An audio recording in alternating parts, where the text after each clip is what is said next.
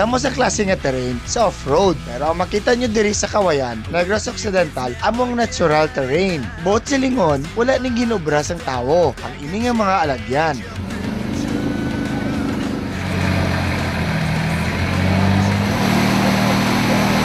Budlay hindi bala, pero para sa ginakabig nga best driver sa off-road category sang 2008 diri sa Pilipinas nga si Renan Jaime. Grabe, amo ning rider of the year sa off-roader. So subong nakakuha na sa pinakabudlay. Ari na lang natakol subong hopefully makalapuan siya man gyapon ma-champion diyan dayon gyapon. Ini nga race track, simple lang tani nito hindi kuan. Atong mud pit, tapos kung may ulan. Ginpagamit man kita ni Reynad sa iya nga salakyan. Okay, basta magdaya, biyahe sa road.